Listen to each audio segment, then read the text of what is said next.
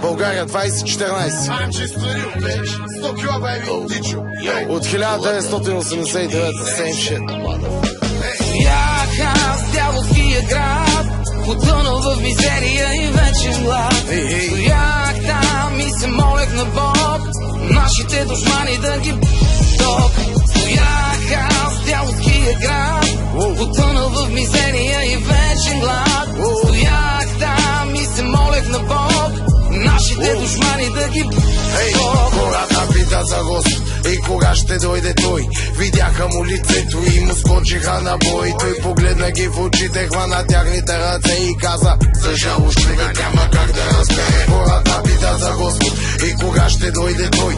Видяха му лицето и му скочиха на бой. Той погледна ги в очите, хвана тяхните ръце и каза: за жалост човека няма как да разбере. Кажи ми, нямам ли право да гледам само направо, да гоня моите цели, да движа моето тяло, да имам моите победи, кръв да ми врява, кипява. Тук се чувствам на място, това е моята държава. Без значение дали си фейк или рил, пушил или пил, бик или лил, ти трябва клин дил. Застекна твоя грил, да опъваме петата, да го давам прошил. Стоях аз в дяволския град, потънал в мизерия и вечен глад. Стоях там и се молех на Бог, нашите душмани да ги ток.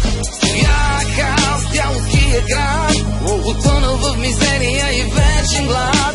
Стоях там и се молех на Бог, нашите душмани да ги ток. Сутеньори, проститутки, емигранти, трафиканти, стимуланти, интриганти, силиконови импланти, медийни гиганти от гранде по гранде. Няма какво да стане, няма кой да падне, парите ни да нямат край. Дай Боже, дай и да не бягаме от този рай. Дай Боже, дай и да живееме по 100 години. Дай Боже, дай а папагата е като Хавай. Дай Боже, дай.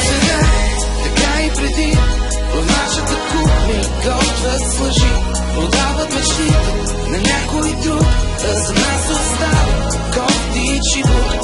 Майка не вижда своите деца, а децата не виждат своята мечта. А мечтата е просто една за сега, те да бъдат брави децата по света.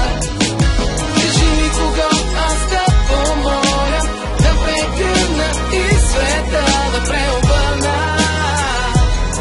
и да остана тук, и да остана тук.